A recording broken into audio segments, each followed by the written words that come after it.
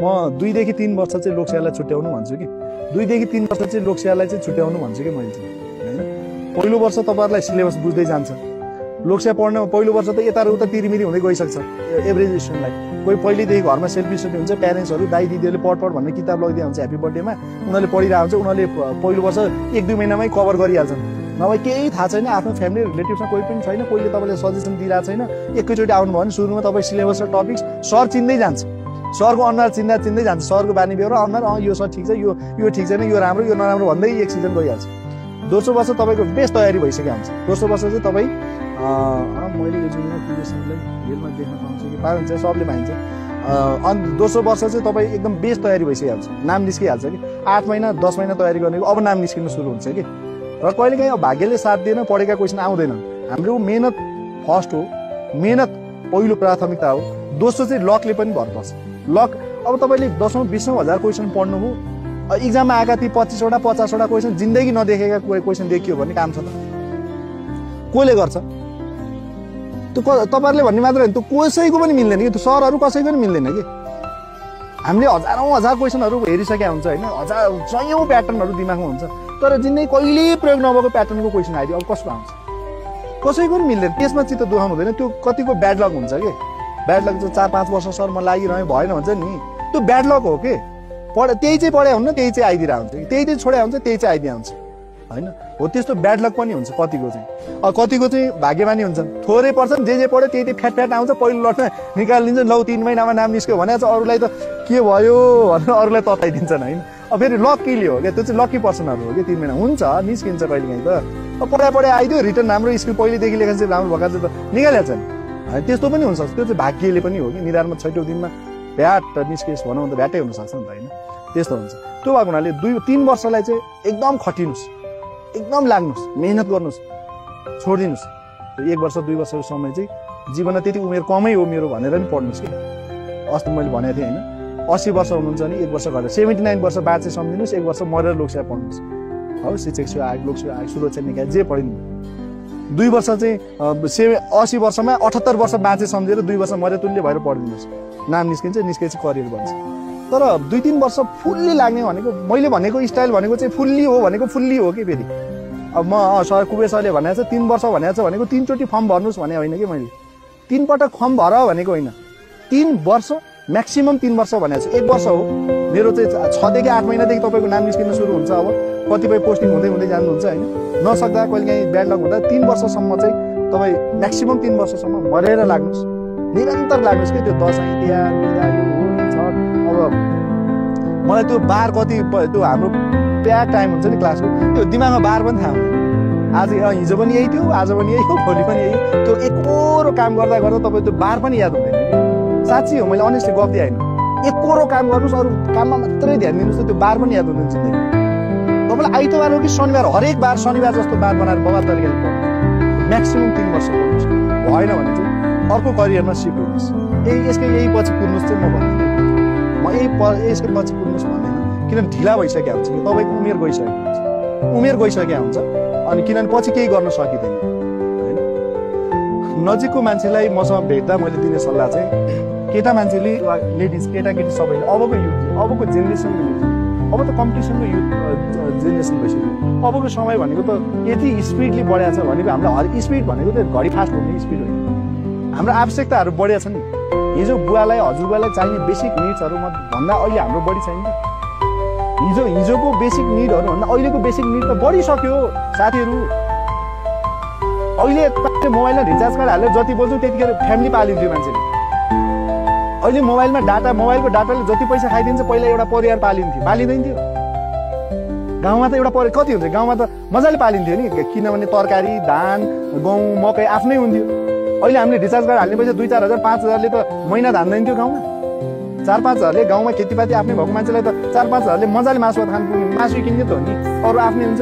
गाई भैँसी सधैँ थियो, दुध थियो होइन, तरकारी थियो, सबै थियो। हाम्रो रिचार्ज कार्डको पैसाले पहिला मान्छे खुसी हुन्थ्यो। जति पैसाले पहिला तपाईँको बुवा, मेरो बुवा, हजुरबुवाको पालामा खुसी हुने नि, त्यति पैसा त तपाईँ हामी अहिले मोबाइलमा डाटामा खर्चिन्छ।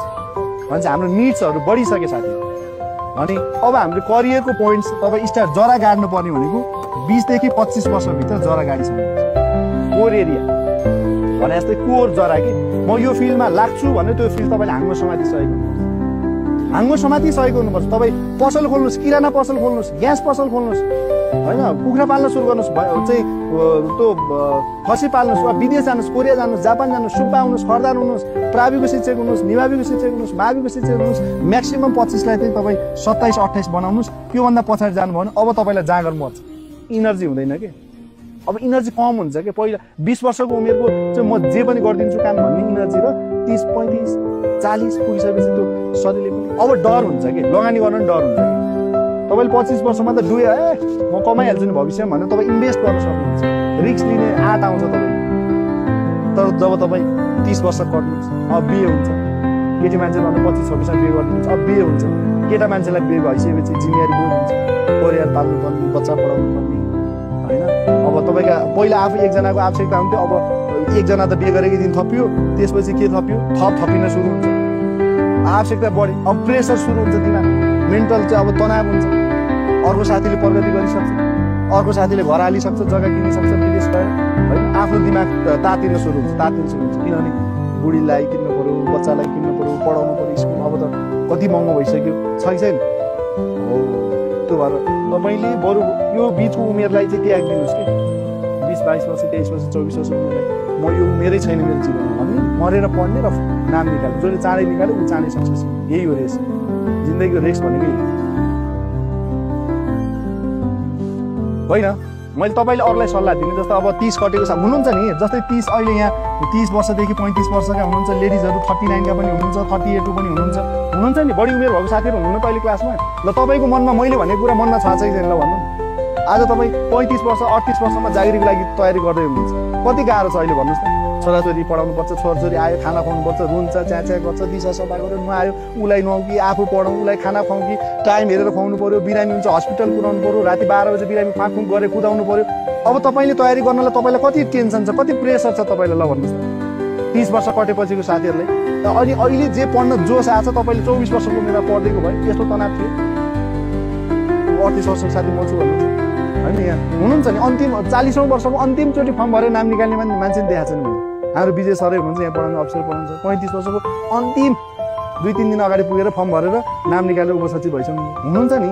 तर मैले भन्न खोजेको त्यतिखेरको त्यो प्रेसर तपाईँलाई कति धेरै हुन्छ कि म्यानेज गर्न कति गाह्रो। 19 वर्षको साथी हुनुहुन्छ भरत, अब अहिले 19 वर्षको मान्छे पनि तयारी गर्दै हुनुहुन्छ, यहाँ 39 वर्षको मान्छे पनि सँगै हुनुहुन्छ। ल हेर्नुहोस्, 19 दुना 38, डबल भन्दा जेठो मान्छे हुनुहुन्छ। अब 19 वर्षको मान्छेले त अहिले मेरो 19 देखि 20 वर्षसम्म उमेरै छैन, यो 1 वर्ष उमेर भगवान्ले मेरो लागि गायब सिद्धियो, यहीँ पढ्ने, यहीँ नाम निकाल्ने। साथी जतिखेर पढ्न सुरु कति पीडा छ ल हेर्नुहोस्, दुःख पाएर पढ्न आएको हो नि, करोडपतिको छोरछोरी कोही पढ्न आएको छैन, हामी त्यही गर्न सके हुन्थ्यो भनेर आएको त नि।